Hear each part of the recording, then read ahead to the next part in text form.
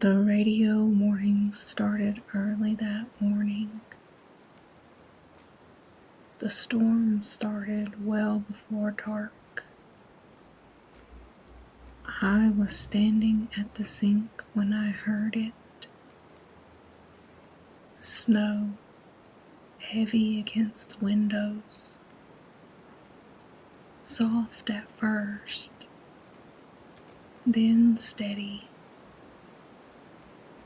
The cabin was quiet in the way remote places are.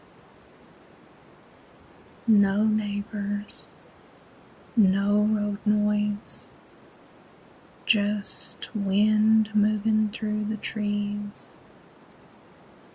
I had come up alone, just for a few days, just to be quiet.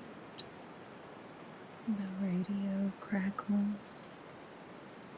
A weather alert. Heavy snowfall, it says. Whiteout conditions.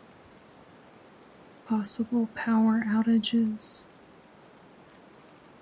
I turn the volume up. The announcer sounds calm, almost annoyed. Like this happens all the time. I check my phone. Only one bar. It was enough. I text my sister. I tell her I am fine. I have food. I'll keep the fireplace going. She sends me a thumbs up. That makes me smile. The lights flicker once. Just a blink. I notice it immediately. The snow is picking up fast. By the time I finish dinner, the windows are blurred white. The forest beyond the cabin has vanished. Just brightness, like the world had been erased. The radio keeps talking, repeating itself. Same warnings, same calm voice. I move around the cabin, checking doors. I check the generator. Everything is fine. That's when I hear footsteps on the porch.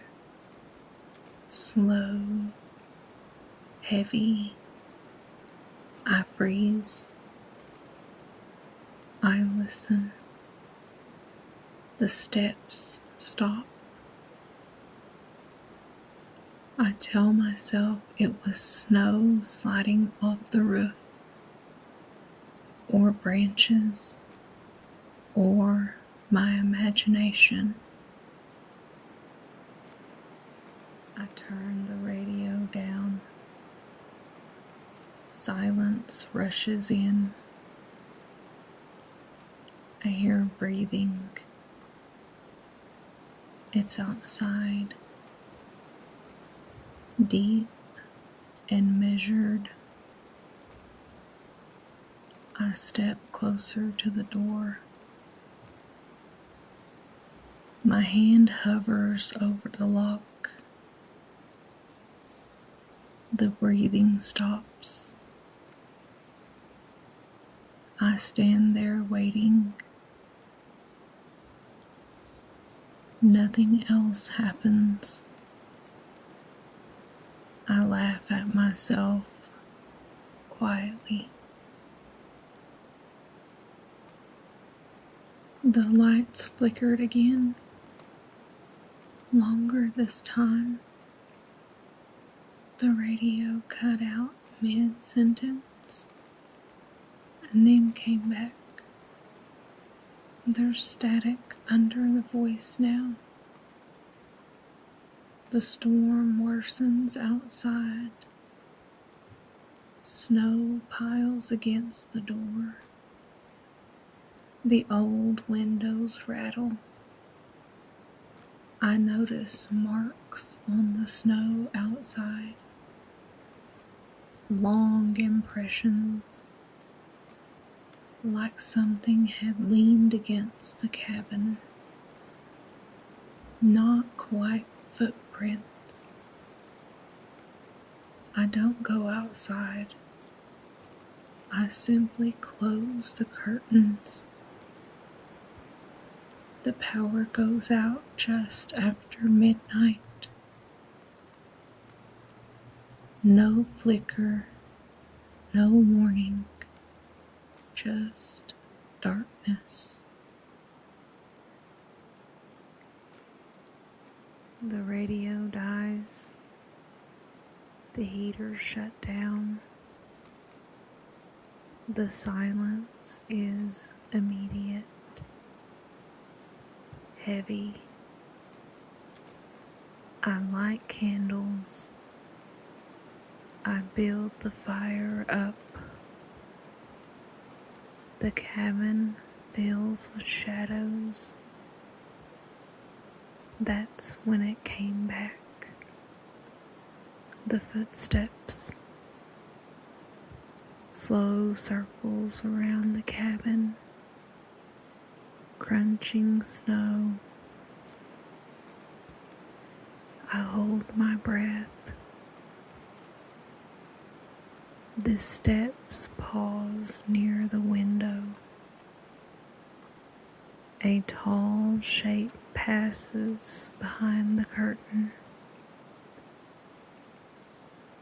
I didn't look directly. I couldn't. Something clicks outside. A dry sound. Almost rhythmic, like bone tapping bone. I backed away from the windows. The clicking follows, moving, always just outside. The fire begins to die. I didn't notice at first. I was listening. The clicking stops. The silence sinks in.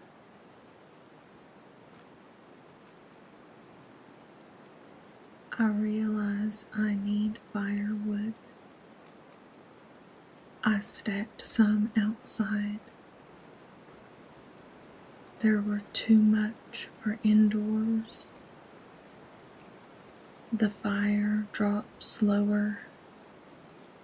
The cold creeps in. I stand by the door.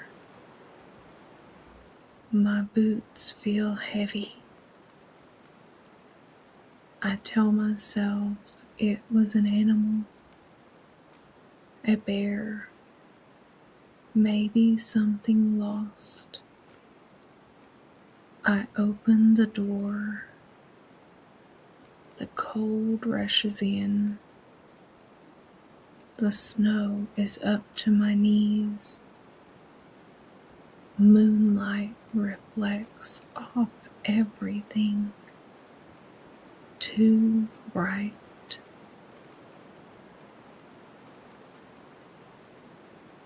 I saw the tracks then. Footprints. Not human.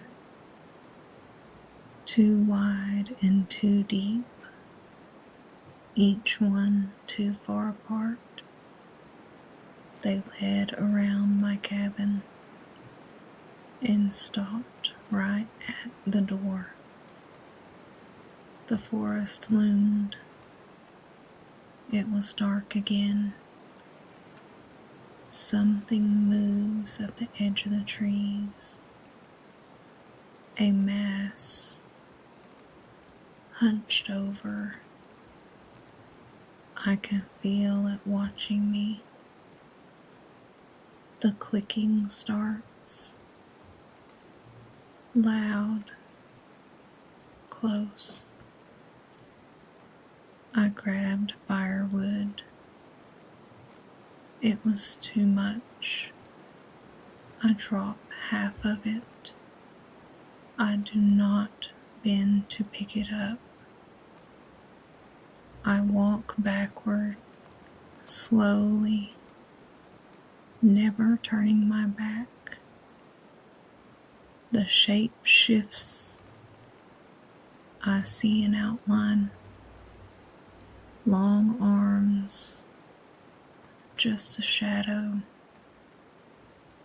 It takes one step forward.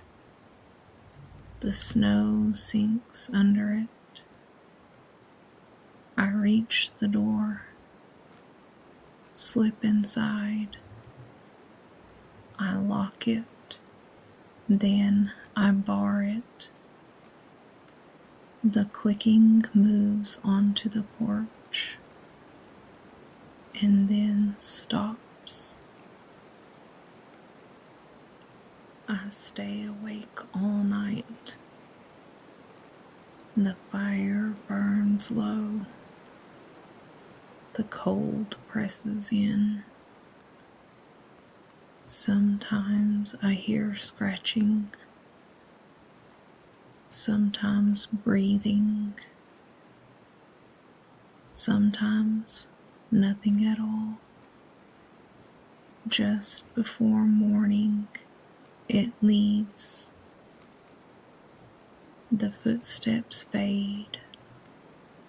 The forest goes quiet. The storm ends. Sunlight returns. The world looks clean, empty, no tracks, no marks.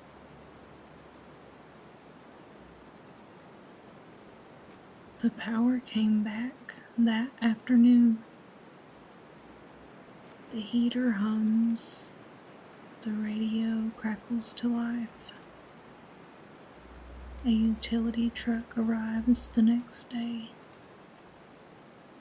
The man knocks. He asks if I'd lost power. I say yes. He smiles. Said, storms up here can be rough. I watch him leave. The thing never came back. I still go to the cabin every winter.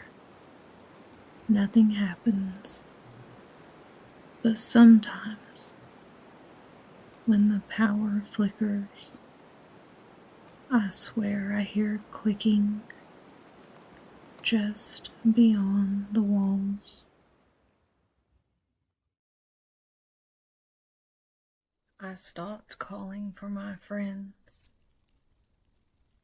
My voice felt thin, like it didn't travel far enough.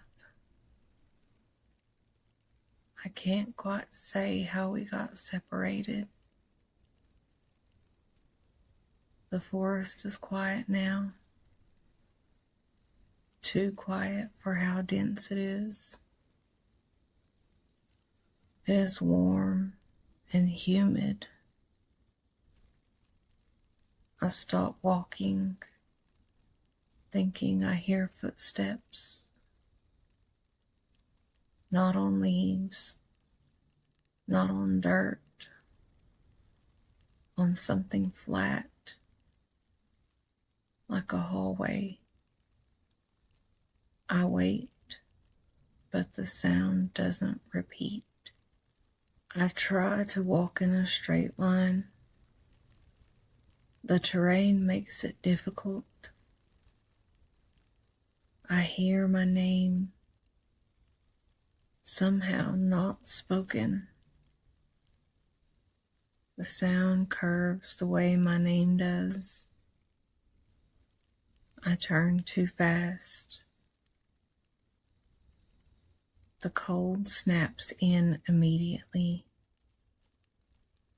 My breath clouds. The sound comes again, closer this time. Still wrong, still vaguely familiar, like hearing a voice through a wall. The trees thicken fast. I don't notice at first, not until I can't stretch my arms fully.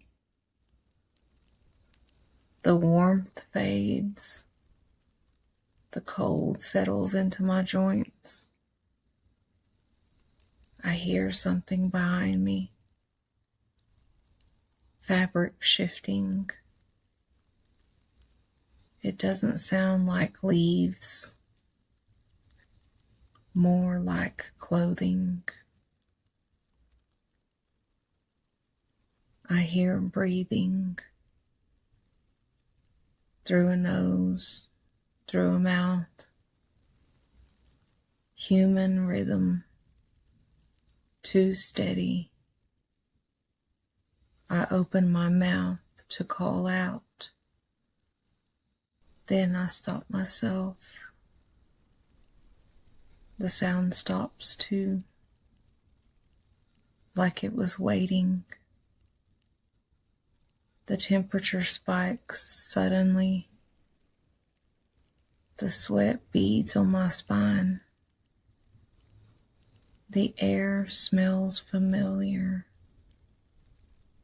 like soap, metal, something clean,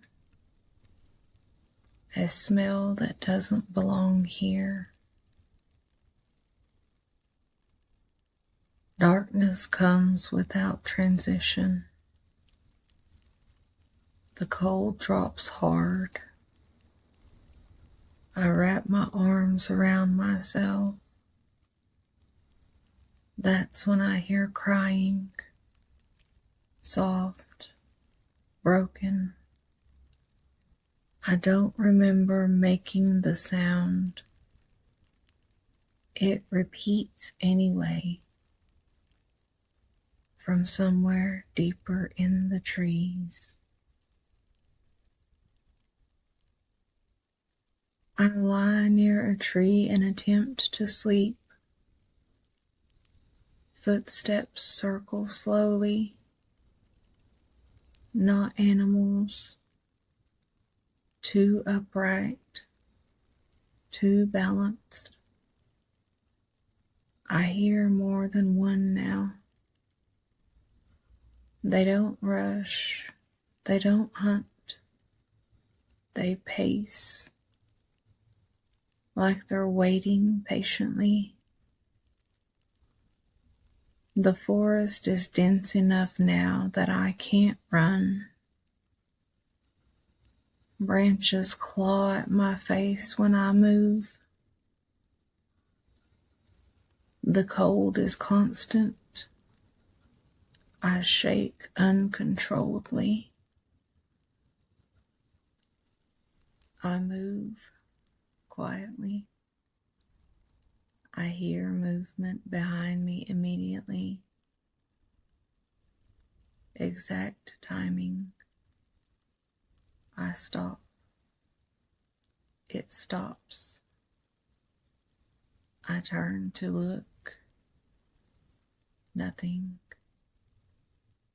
But the space feels full, compressed, like someone standing too close.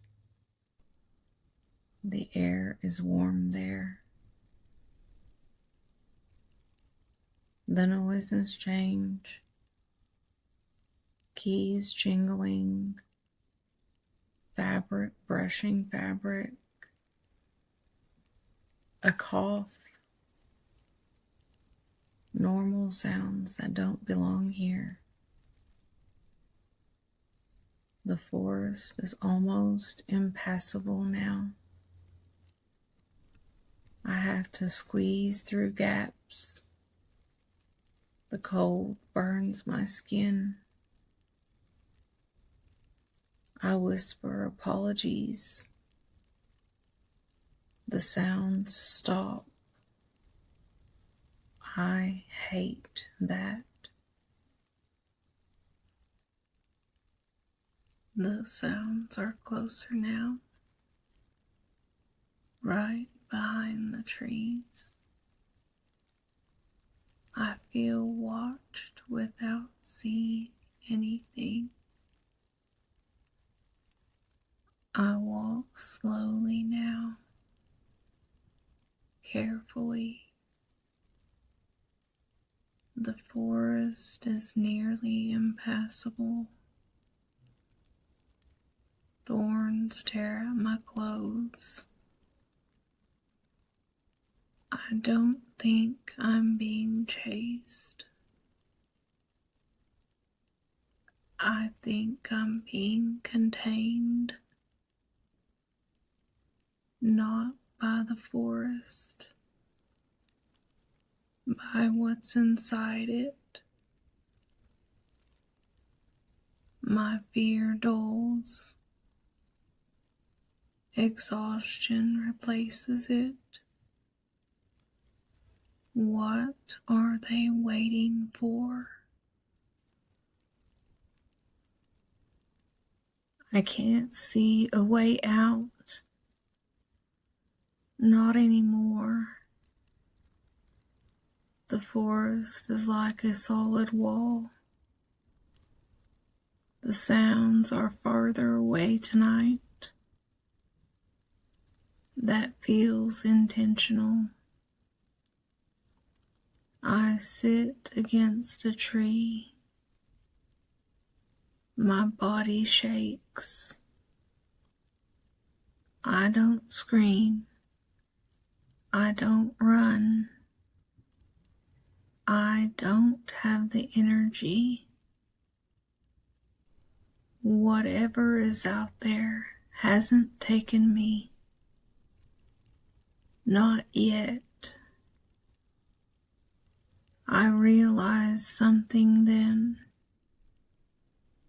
I am not leaving this forest. Accepting that feels easier than hope.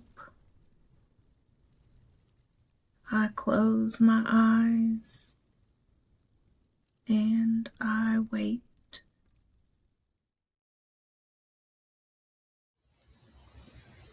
The music was louder than it needed to be. Bass rolling across the open field like distant thunder. Someone had dragged speakers out past the last row of houses. Someone else brought a generator. There were headlights lined up in a crooked half circle. Trunks open, red cups everywhere, firelight, laughter that came in bursts. I didn't know who started the party. No one ever did. It was just understood. Friday night, the end of summer. Most of the town's teenagers were there. If you were between 15 and 19, you showed up. If you didn't, you lied about why. I stood with my friends near the cooler. We were already sticky with spilled drinks. Someone had drawn on my arm with a marker, a smiley face. I remember thinking it would never wash off. I remember thinking it was funny. Beyond the lights, the field stretched out. Tall grass, dry at the tips, moving even when there was no wind. And beyond that, the trees. A dark line at the edge of everything. The forest wasn't part of the party. It never was. People joked about it, but no one went in. Not really. I don't remember why I started walking. I think I needed air, or quiet, or maybe I just wanted to be alone for a minute. I remember the sound changing, music fading, voices turning soft. The ground felt different under my shoes, less trampled, more alive. I stopped near the edge of the field. The trees loomed, branches overlapping. No clear path inside. Just darkness stacked on darkness. I checked my phone. No service. I frowned. I hadn't noticed before. I stepped back and then forward again. One bar, then none. I laughed quietly, like it was a joke, like it mattered. That's when I heard it. A voice. Not loud, not clear, just enough to sound like someone I knew. Just enough to sound familiar. It came from the trees. My name. Soft and drawn out. Like it didn't want anyone else to hear. I froze. I told myself it was someone messing with me. Someone hiding. Someone drunk. I called back. My voice sounded too thin, too small. The forest didn't answer. Instead, the grass behind me shifted. A slow ripple, like something moving low, crawling. I turned. The field looked wrong. The lights were further away than they should have been. The music sounded muffled, like it was underwater. I took a step toward it, then another. The grass brushed my legs. I told myself not to panic, that I wasn't lost. But when I looked back, the trees were closer.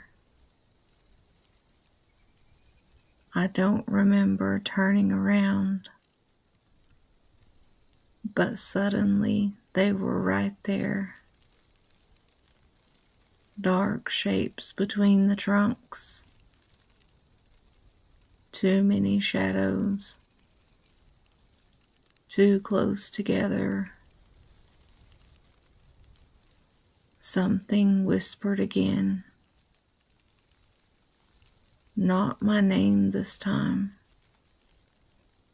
just a sound, like breath sliding over teeth. I run.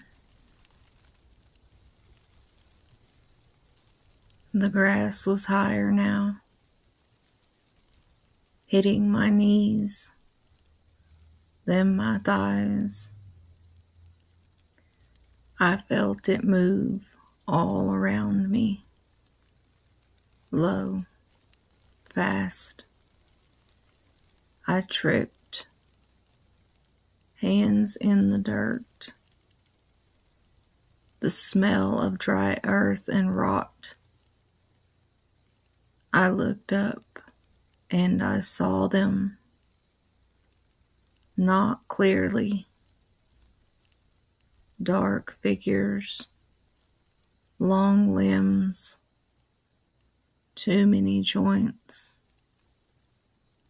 crawling through the grass toward me. They didn't rush. They knew where I was going. I screamed. The sound felt swallowed, like the field didn't accept it. I scrambled up, ran again. My phone slipped from my hand. I grabbed it. Screen cracked. No service. The voice came again. Closer now. From everywhere. It sounded kind, concerned. It told me to stop running. It told me I was okay, that they were worried, that they were looking for me. I didn't believe it. I didn't not believe it either. I slowed just a little. The grass shifted faster. Something brushed my ankle. Cold. I kicked. Nothing there. I started crying quietly. Like if I stayed quiet, it wouldn't notice. I don't know how long I wondered. Time seemed endless. The field stretched. Every direction looked the same. Grass, dark, trees waiting. Sometimes I saw headlights far off in the distance. They'd vanish when I ran toward them. Sometimes I heard laughter. It always sounded almost real. I felt watched constantly from the grass, from the trees. At one point I stopped. I couldn't breathe. My chest hurt. I crouched down, pulled my knees in. That's when I saw how close they were. Dark shapes pressed into the grass, outlines moving, circling, waiting.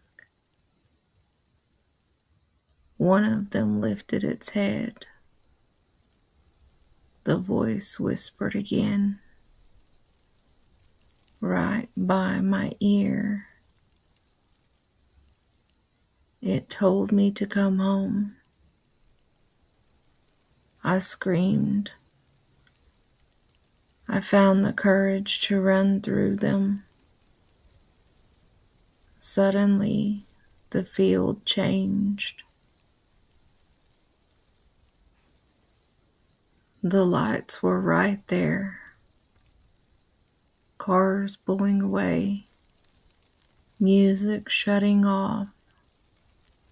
People hugging, laughing, complaining about curfews.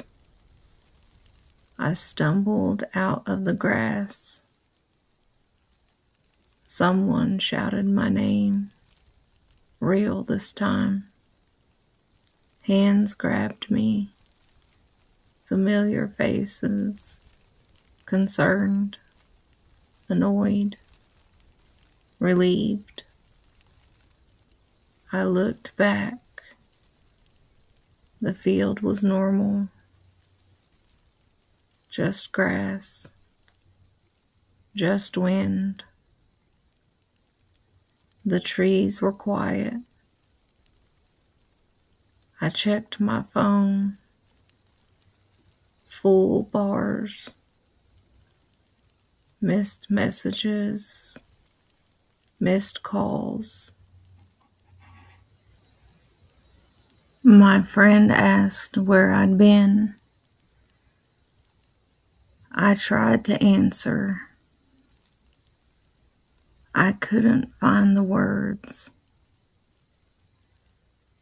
They said I'd been gone 20 minutes.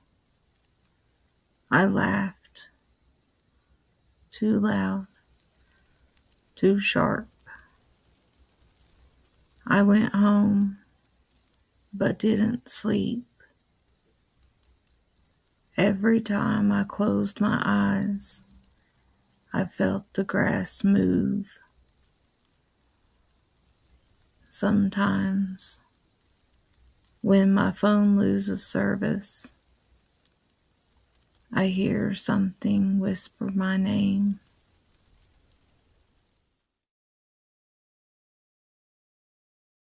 The boardwalk ended 30 yards behind him. He knew because he had looked back 3 times. Now there was only water. Black water. Still water. Water that did not ripple unless something touched it. He stood knee-deep in the swamp and tried not to breathe through his nose. The smell pressed in anyway. Something rotten, thick, sweet and foul together, like leaves melting into meat. His stomach tightened. He swallowed hard. Just markers, he whispered. Find the survey flags. Photograph them. Log. Then leave. Easy.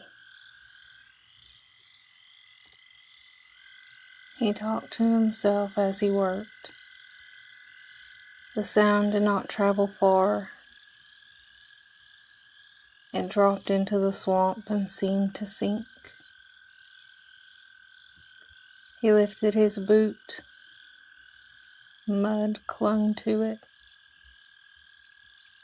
released with a slow, wet kiss. The sound made his shoulders twitch.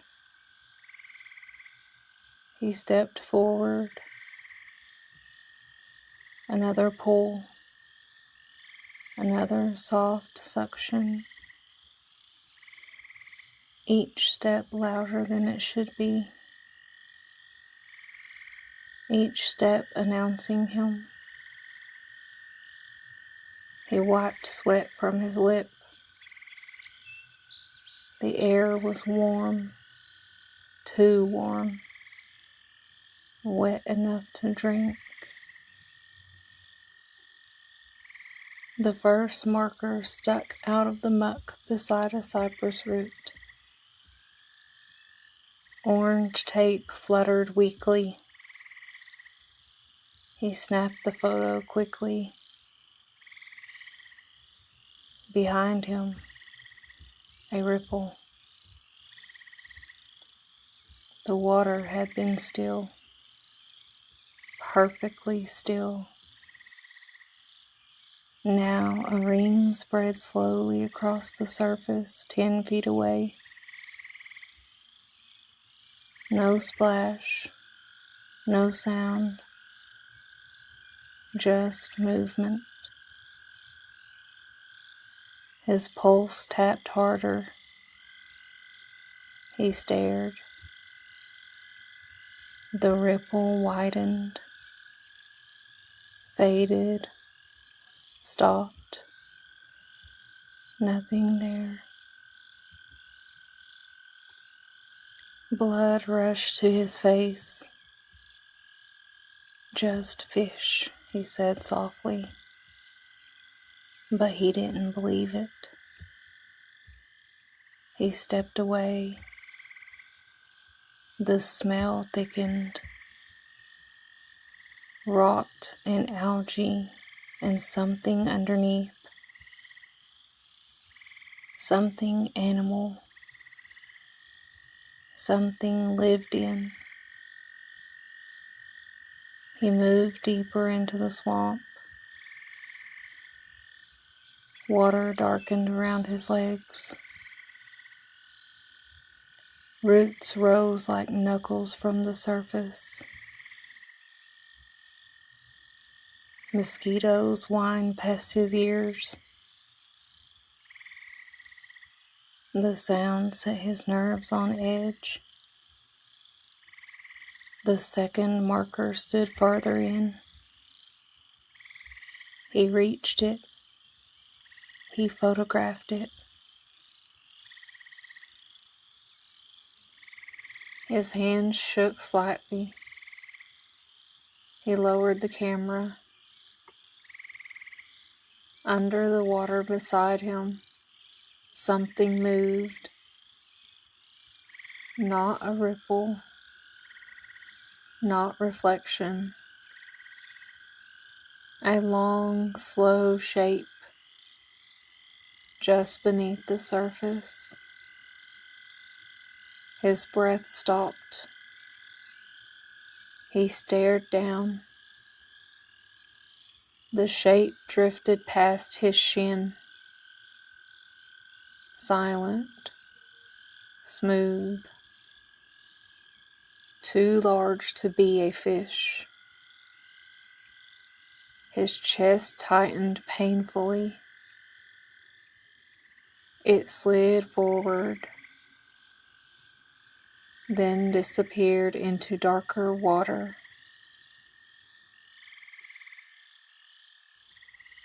He jerked backward and nearly fell. Mud sucked at his boots. His heart slammed so hard he felt it in his throat. While trying to back away quickly, the water sloshed loudly around him. It didn't matter.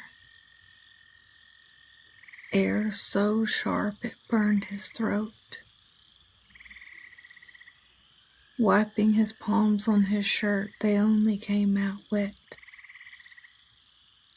Had he been sweating that much? swamp went quiet. No insects, no birds, no wind. The silence pressed against his ears until they rang. And then, light. He blinked.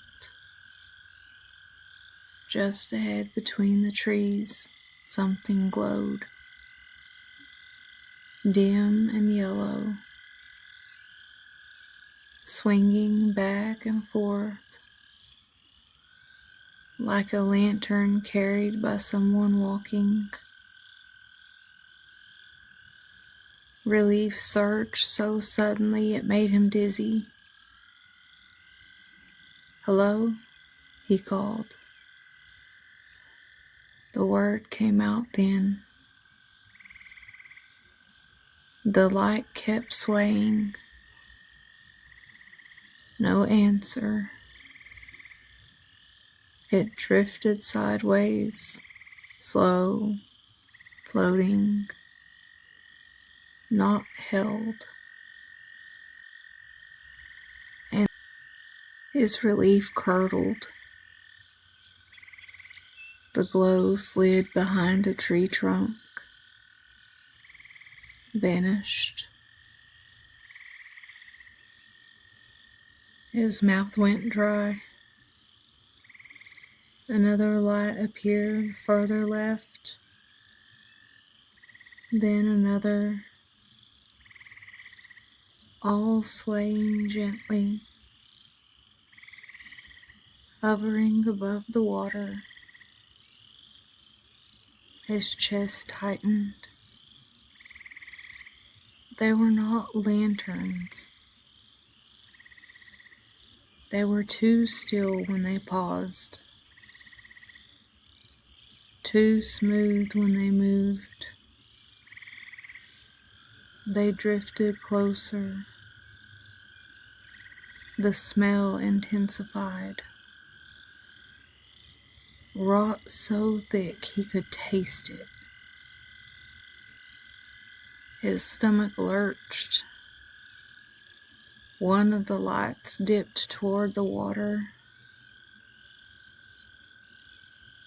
As it lowered, the surface beneath it bulged upward. Something rising. Fear spiked hot and sharp. The bulge slid forward under the surface, following the light, tracking it, or attached to it. His hands trembled violently. "No," he whispered. The nearest light tilted slightly, as if it noticed him. It began to sway towards him, slow, deliberate. The water between them shifted. That long shape returned, closer now. He could see a ridge along its back just beneath the surface. His legs locked. Terror flooded him. "Move now." He forced one step back. The mud sucked at his boots again. It held. The light drifted closer. The shape followed beneath. Yanking his leg free, he stumbled back again. The swamp made a wet, swallowing sound. The light sped up. not fast, but faster than before. His breath broke into ragged gasps. He turned and ran. Water exploded around his knees. The mud dragged at him.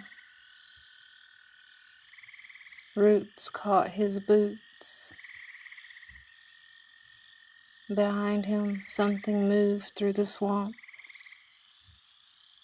Something heavy, gliding through the water. The water did not splash. It simply parted, as if something enormous slid through it with ease. His panic surged. He dared one glance back. The lights followed. And beneath the surface, the shape, longer than he was tall, keeping pace. His lungs burned. His chest screamed. He ran harder. The boardwalk appeared ahead between the trees. Hope burst through his terror. He lunged toward it. Behind him, the water surged.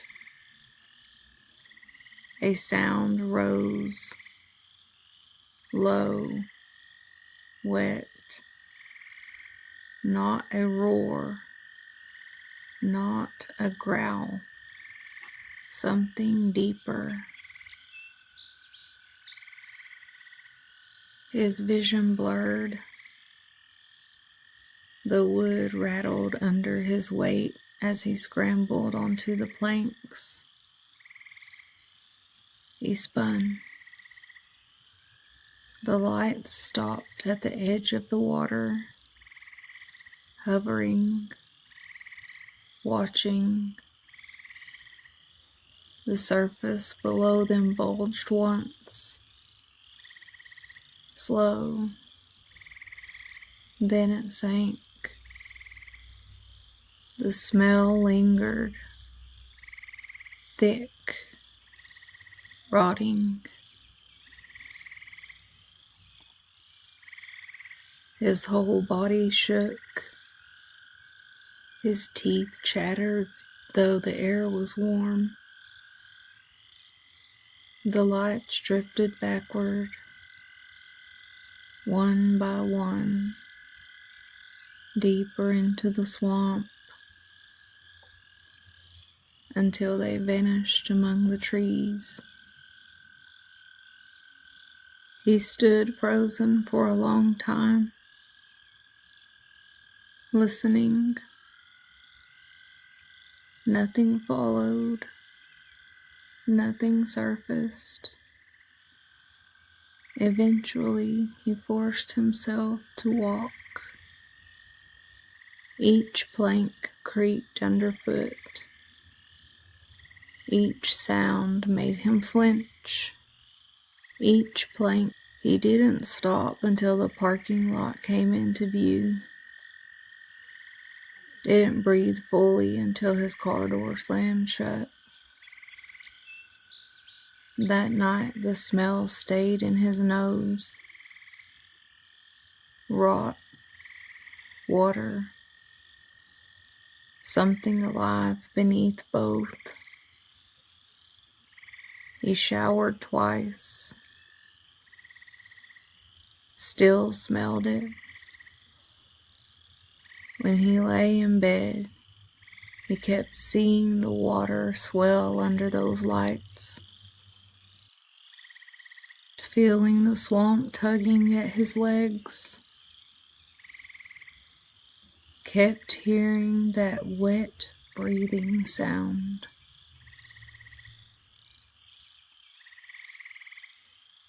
Days later, he reviewed his photos. First marker, normal. Second marker, he froze. Behind the post, just under the surface of the water, something showed in the image. A pale curve, too smooth to be a root,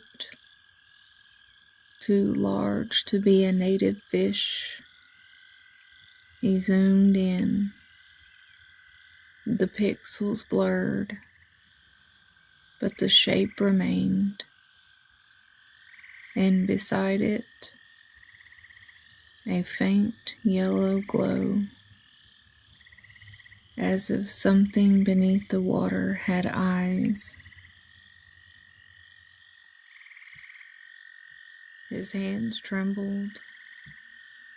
Outside his window, the insects hummed, soft, constant, normal.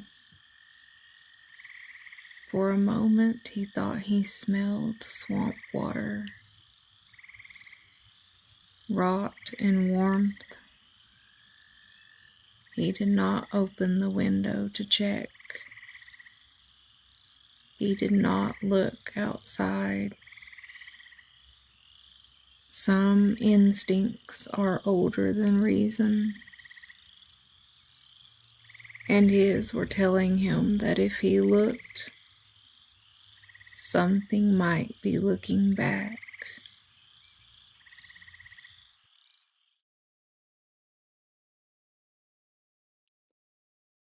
The public pool closed at 10. Lights dimmed after. The water still. I stayed late. My turn to do the cleaning shift. Alone. The air smelled of chlorine and tile. My shoes squeaked as I walked the deck. Wide pool, deep end dark. The lanes were empty. No splashing, no voices. Just the soft hum of the filtration system. Low and steady. Ripples spread slowly. They reached the edges and came back, met in the middle. For a second, the water looked like it was breathing. I stopped moving, watched. Still again. I told myself it was just circulation, just the mechanics of the pool. I walked toward the locker hall. The old lights flickered overhead, buzzing. Then one bulb went out. The sound echoed too long. I turned to look. The pool reflected the ceiling, except one light. A reflection moved where nothing moved above. I stared. It slid away. Gone. My throat tightened. I checked the doors. All locked. The front gate was chained. No one inside but me. I told myself that twice. The deep end ladder creaked. softly, metal shifting. I froze, listened, but only heard silence. Then a drip, water falling, but nothing hung above. No leak, just the sound. I stepped closer to the deep end, the surface smooth, perfectly flat. The dripping stopped. I leaned over and looked down. Blue faded into black, too dark for the depth that it was. Something pale moved below. Slow. I jerked back, heart racing. When I look again, there's nothing there. I only see my reflection, long and distorted. I forced a laugh out loud. It sounded wrong, too thin. The filtration hum deepened, lower than before, almost a voice. I listened. The pitch shifted. It rose and fell, like breathing through water. I step away from the edge. The tiles felt colder now. The air too. I rubbed my arms. The lifeguard chair creaked behind me. A slow wood strain, as if weight had been applied to it. I turned. It rocked slightly. No one there. No wind. My stomach tightened. I walked toward it, each step too loud, echoing. I'm halfway there, then hear a splash from the deep end. I spin around, water sloshed against the tiles, ripples rolling outward. No one inside the pool. No shapes. No swimmers. Just waves. I back away from the pool. My breath shallow. The ripples slowed and then stopped. The water is still again. The hum returns to normal, like nothing happened. I say hello. The word died in the air. No echo. Pools always echo. I walk to the equipment room. The door is open. I was sure I closed it earlier. I stood there, not moving, The inside was dark, a thick dark. I reach in and find the switch. The light snapped on. Nothing inside, just pumps, pipes, valves. They hum louder here, vibrating the floor. There's a second sound underneath, wet and soft,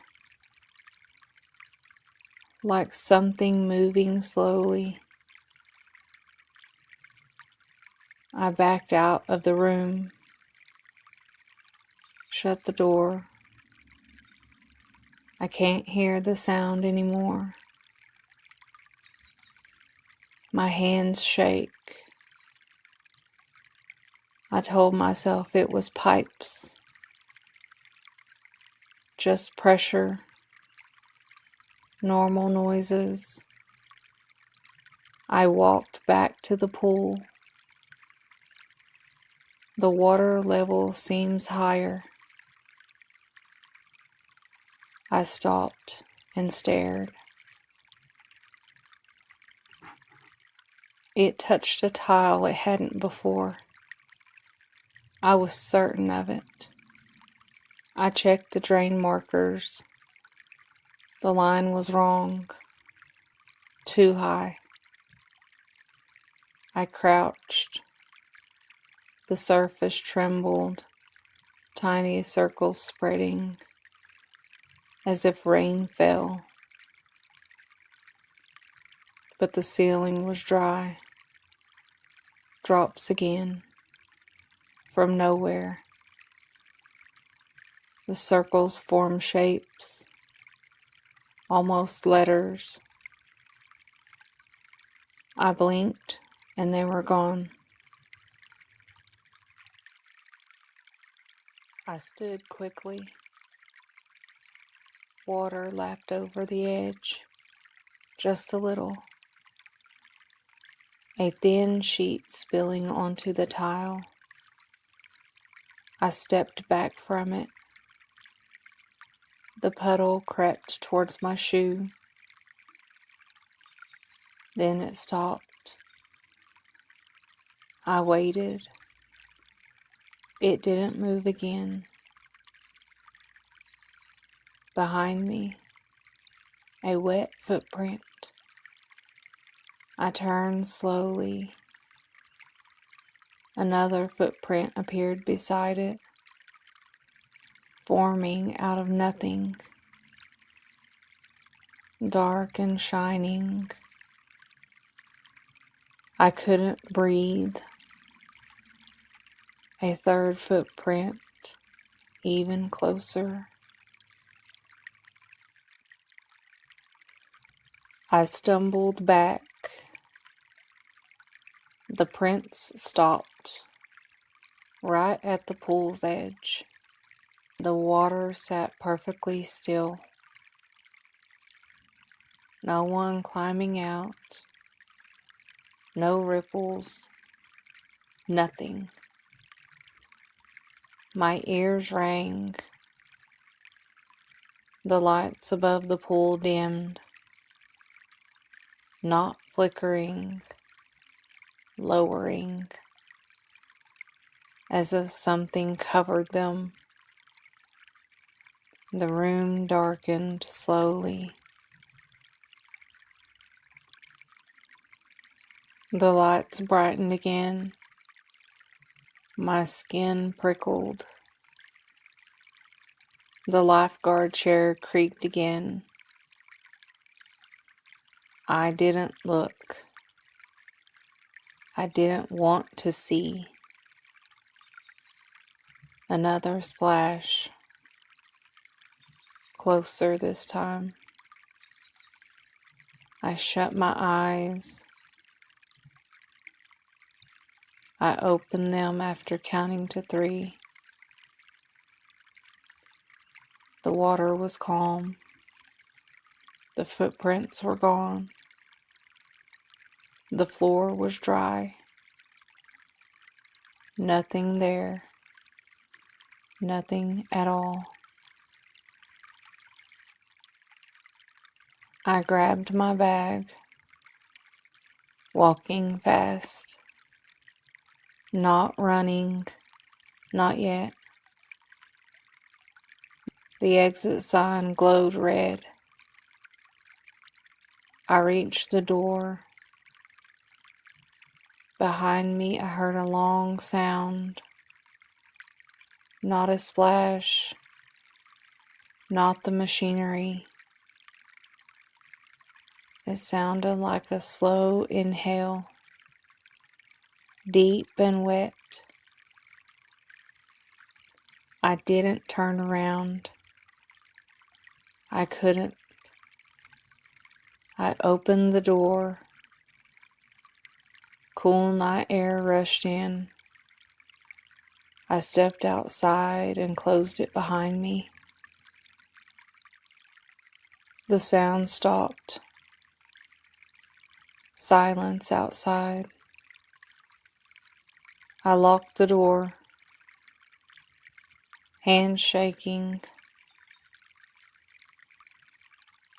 Through the glass, the pool lights were shining softly.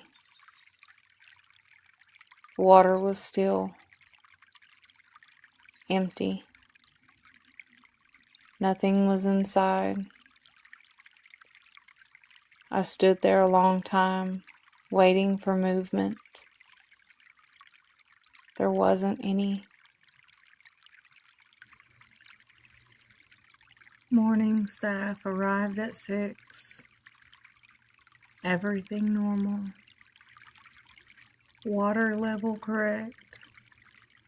Deck dry. No footprints. No puddles. No sounds. I never work the night shift now. Sometimes I hear dripping, soft, and I feel something watching from below the surface.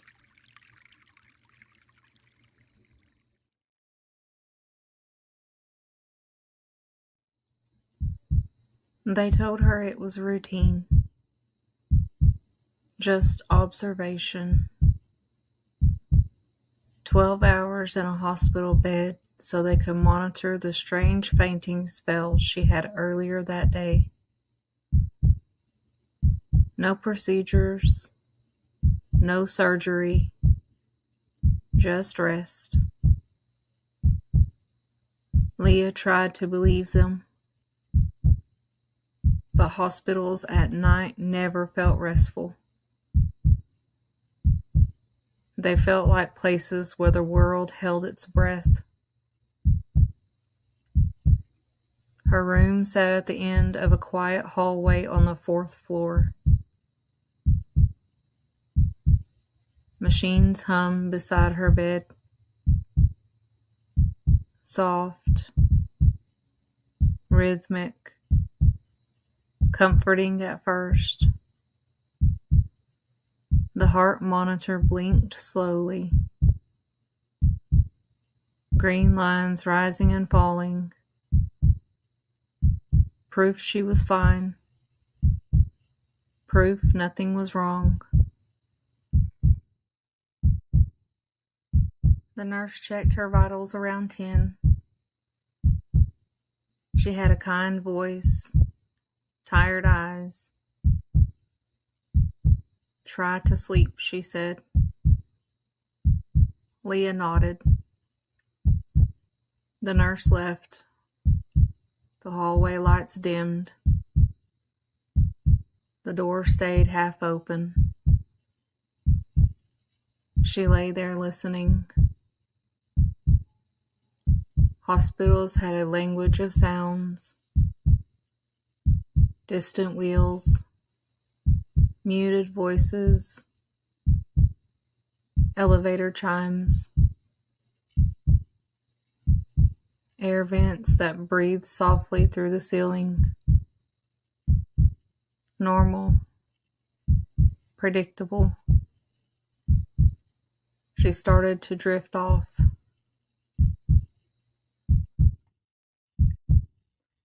She was standing in the hallway. Beds lined both sides. Every one of them was occupied, all facing the ceiling, all breathing in sync. As she gasped, they all turned to look at her slowly.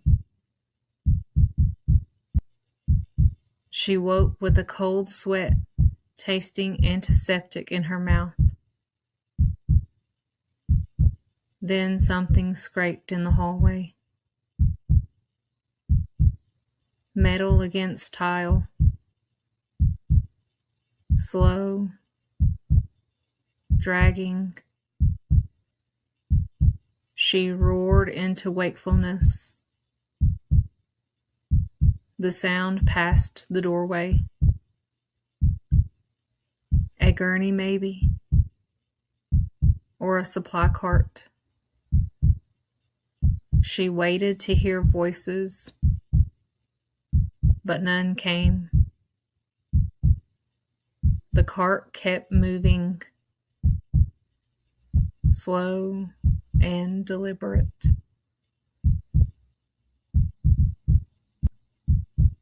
Then it stopped, right outside her door.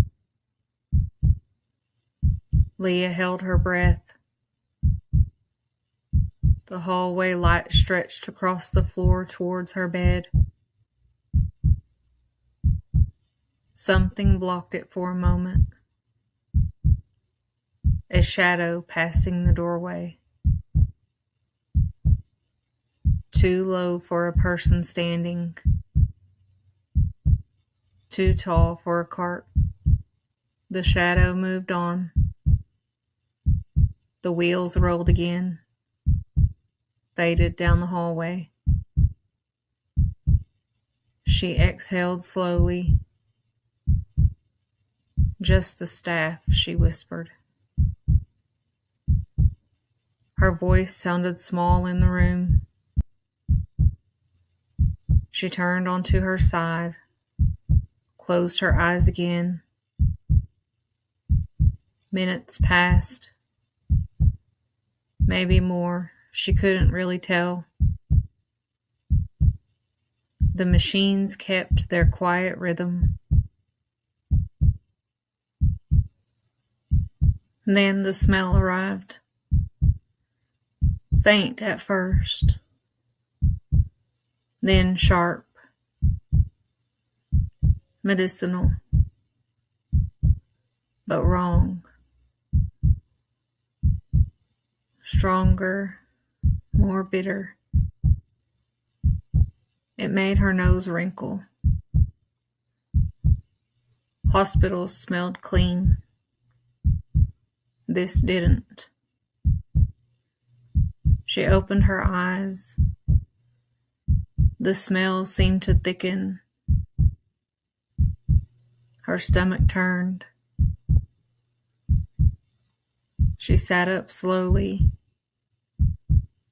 Her heart rate jumped on the monitor. The sound seemed louder now, echoing off the walls. The smell drifted closer from the hallway. Something rolled again. Metal wheels. The same slow drag. Closer. She stared at the doorway. The cart stopped again. Just outside.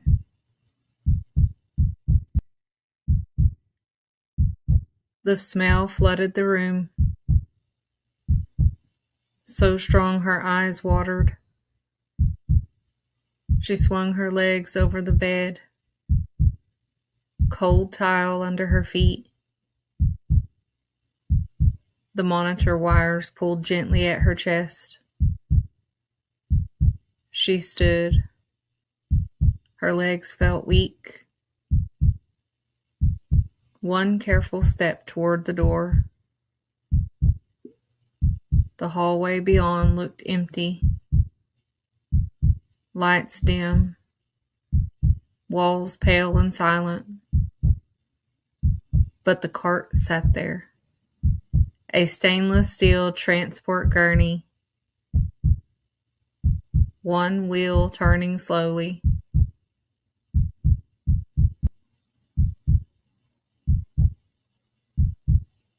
Leah frowned.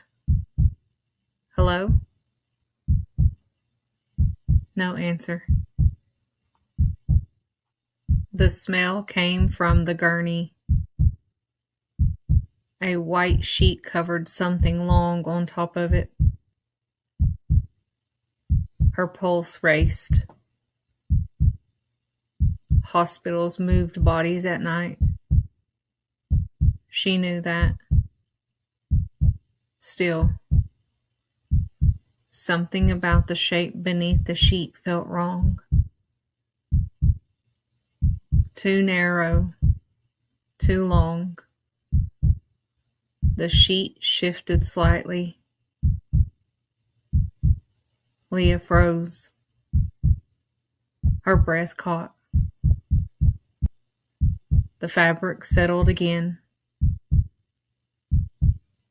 She told herself it was air from the vents. She told herself not to look. She looked anyway. The shape beneath the sheet moved. Barely. Like something adjusting slowly. Her chest locked. Nurse, she whispered.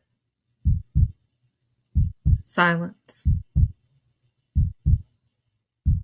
The hallway remained empty. The sheet rose slightly, then fell. Leah's stomach dropped. Breathing, slow and heavy, from something that should not be breathing. Her pulse hammered so hard the monitor screamed behind her. The sheet lifted again, this time higher.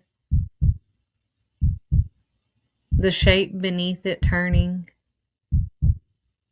Her fear surged hot and sharp. She stumbled backward into the room. The gurney wheels creaked. They moved an inch forward. Leah's back hit the bed. Her hands trembled violently. The sheet slid slowly down the length of the form. But whatever lay beneath turned away from the doorway. She only saw movement. A long curve of something shifting under the fabric. Too flexible, too fluid.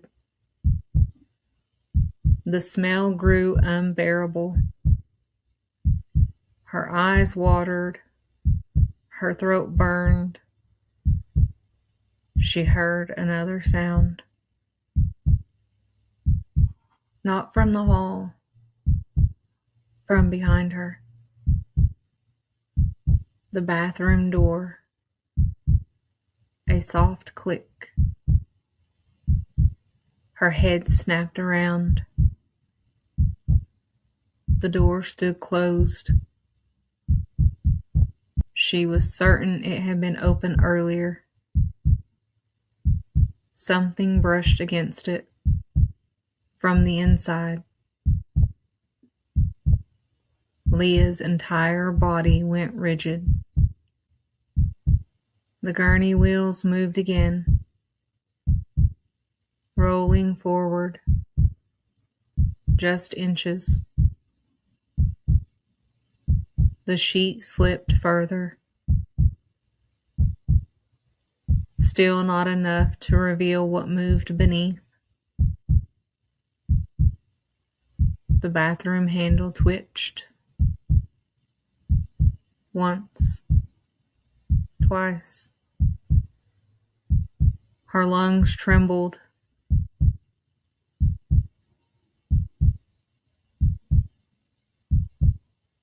The smell now filled the room completely.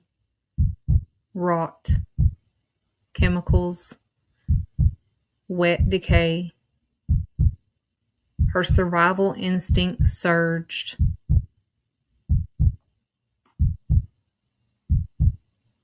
She ripped the monitor leads from her chest. The machine shrieked instantly. A piercing alarm. She bolted past the gurney.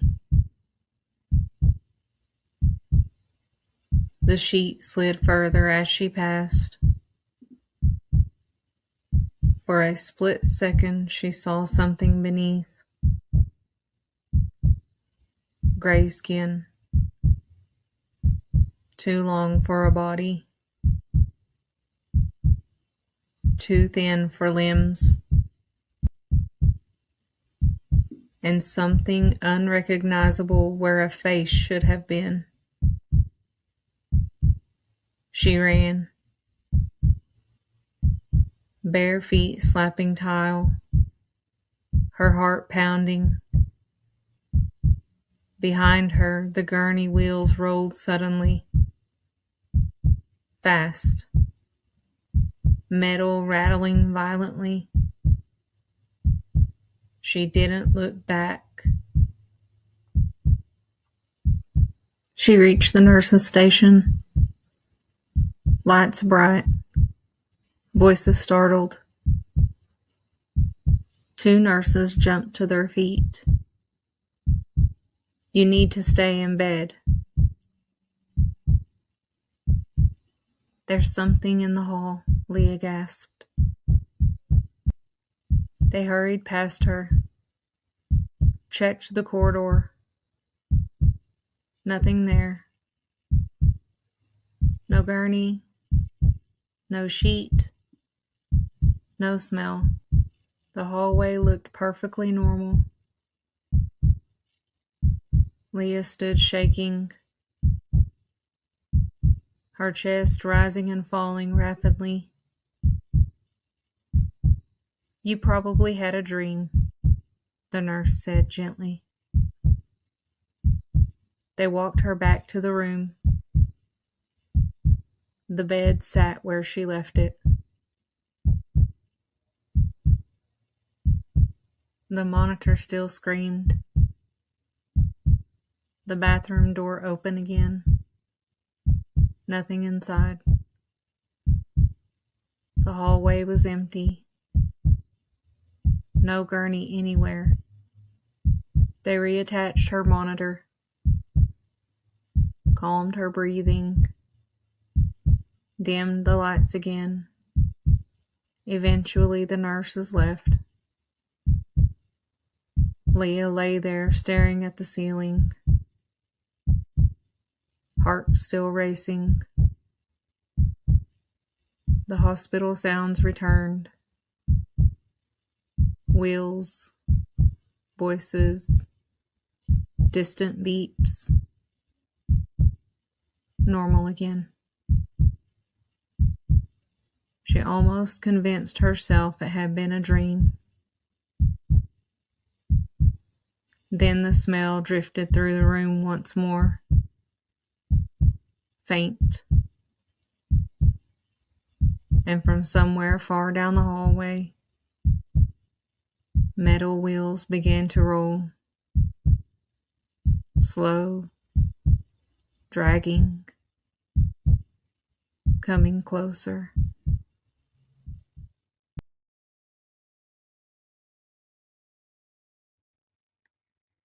I worked the overnight shift because no one else wanted it. It paid a little more. It was quiet. Nothing ever happened. The station closed to the public at midnight, but the trains still passed through. Freight, maintenance runs, empty cars moving from one place to another. My job was to sit in the control room, watch the cameras, log anything unusual, reset systems if they tripped.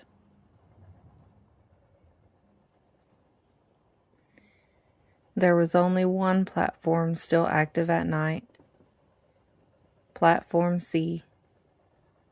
The others were sealed, lights off, signs covered. Platform C sat lower than the rest, half underground, concrete walls sweating moisture. The air always felt cooler down there. I brought a book that I never read. Cameras fed into small monitors, grainy, black and white. The time stamped in the corner. The feeds never changed. Tracks, benches, vending machines that were unplugged and hollow.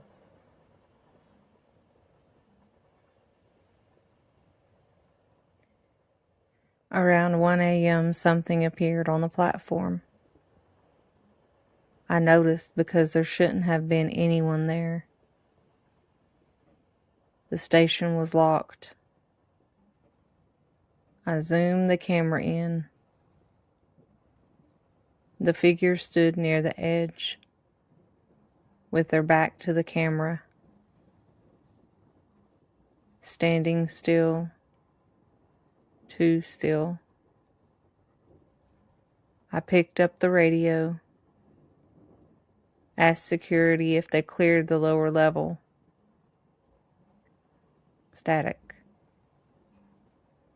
Then a click, with no answer. I checked the other cameras. No movement. Just that one figure. I thought maybe it was a reflection or a glitch. When I looked back, it had moved closer to the tracks. I left the control room, took the stairs down. Each step echoed too long. The platform lights were flickering slightly. The platform itself was empty. No one there. No one standing near the tracks. I checked the timestamp. Same minute. I rubbed my eyes, then went back upstairs.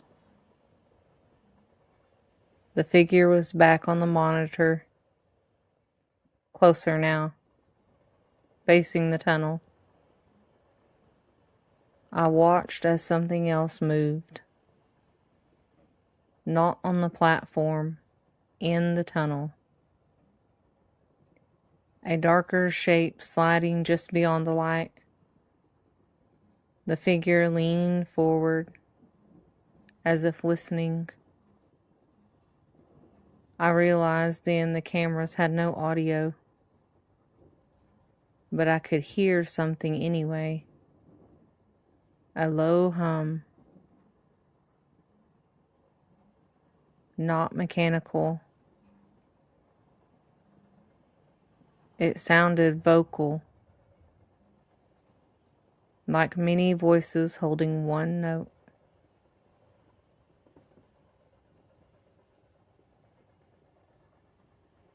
The lights on Platform C dimmed. A train was scheduled to pass, not stopping, just traveling through.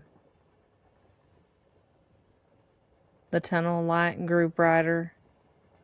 Wind rushed through the station.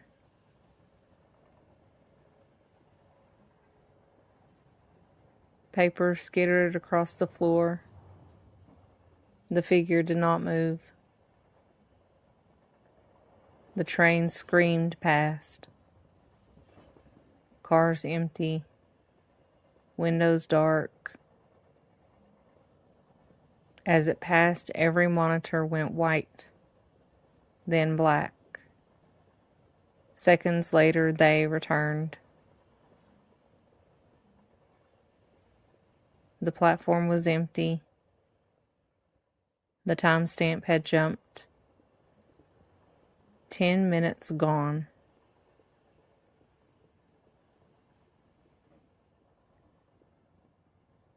I sat down.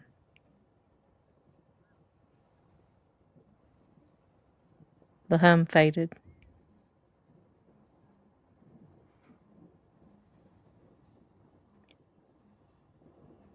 At 3:10, I could hear footsteps. Not a person, just the sound. Echoing, stopping, starting again. The cameras showed nothing. 3:31. The platform sign flickered. Platform C. The hum returned. Stronger now. Closer. I could feel it in my chest, in my teeth. Something moved beneath the platform. Once, twice. I told myself I was imagining it. I went down anyway. The platform felt wrong. Longer than it should have been. The tunnel mouth darker, deeper. The air vibrated. I heard whispering from the tracks. Not words. Names. Not mine. Not anyone I knew. I backed toward the stairs. The lights shut off. Emergency lights kicked on. Red glow. The hum stopped. The silence pressed in. Something breathed behind me. I didn't turn around.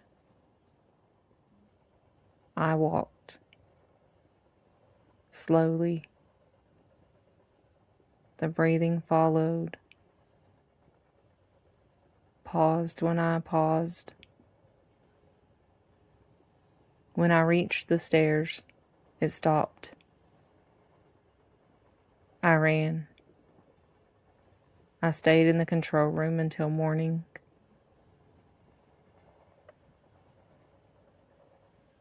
The sunrise train arrived.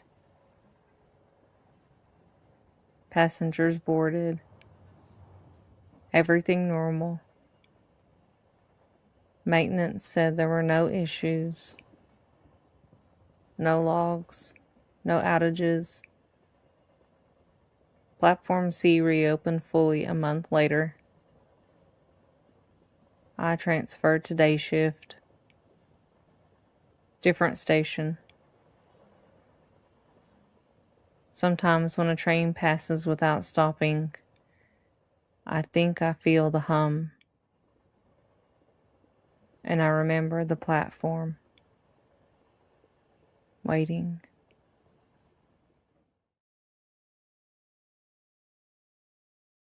Out here, the desert doesn't feel empty. People say that when they visit for the first time. They expect silence. They expect nothingness. They expect a kind of peaceful stillness that stretches across the sand. But the desert isn't quiet. It breathes. The wind moves through the dry bushes like something alive. The heat shifts the air until the horizon bends and trembles. At night, the coyotes begin their long, scattered howling, and suddenly the land feels crowded with voices. I've lived out here almost 2 years, long enough that the sounds stopped startling me, long enough that the silence between them started to. My house sits alone about 15 miles outside a desert town. There's a gas station, a diner that opens whenever the owner feels like it, and a small grocery store that mostly sells canned food and dust. Beyond that, it's just dirt roads and miles of desert stretching in every direction. I came here because I wanted isolation. The desert gives you that. Too much of it sometimes.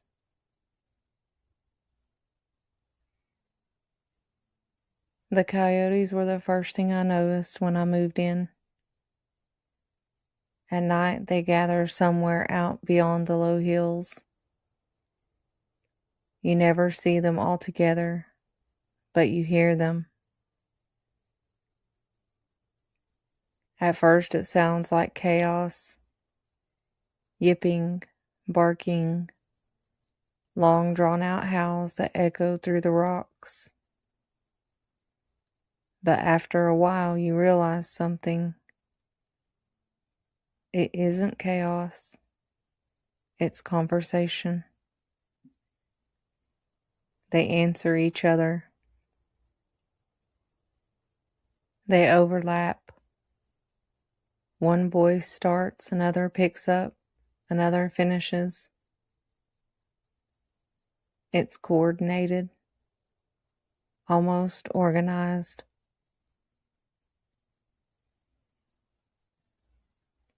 About 6 months after I moved in, I was sitting on my porch at dusk, watching the light fade across the desert. Coyotes were howling somewhere off in the west. That was normal. But then the howling stopped all at once. Not faded. Stopped. Like someone had cut the sound off mid-breath. The desert went completely silent. Even the wind seemed to pause. I remember sitting there with my coffee halfway to my mouth, suddenly aware of how quiet everything had become. It lasted maybe 30 seconds. Then the coyotes started again. But this time, they were closer. I didn't think much of it at first. Coyotes move around constantly. They follow prey, they explore, they test boundaries. But after that night, I started noticing something odd. Every evening around the same time, they would begin their howling. And every evening at some point during it, they would all stop at once. And the silence that followed felt deliberate, like they were listening. I began stepping outside when it happened, just to look. The desert always looked the same. Pale sand, scattered brush, the low shapes of distant hills under the moon. But once, during one of those sudden silences, I saw them. 5 coyotes standing on the ridge behind my property, perfectly still, all of them facing the house, watching. Coyotes are curious animals. They'll investigate lights, sounds, smells. They'll even watch you from a distance sometimes. But these, they weren't moving. They weren't sniffing the air or pacing or circling like wild animals usually do. They were just standing there, still, like they were waiting. I went back inside that night and locked the door. Not because I thought they'd attack me. Coyotes rarely bother people. But something about the way they stood there, the stillness, the attention, it unsettled me in a way I couldn't explain. A week later, I stepped outside to bring in a folding chair. The moon was bright enough that the desert looked pale and washed out. I bent down to pick up the chair. Something moved at the edge of my vision. Fast. Too fast. A white shape darted across my yard. It crossed the entire property in maybe 2 seconds. Then it vanished into the darkness beyond the fence. At first, I thought it was a dog. Maybe a neighbor's animal had wandered out this far, but the movement wasn't right. Dogs don't move like that.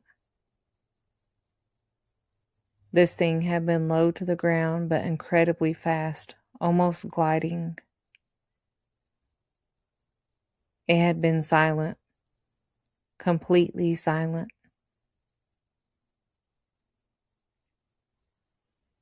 I walked out to the fence with a flashlight. The beam cut across the sand. No tracks. Not one. The ground was soft enough that even a rabbit leaves marks. But here, there was nothing. Just smooth sand under the white light. That was the first night the coyotes didn't howl at all. Not even once. The desert stayed quiet until morning.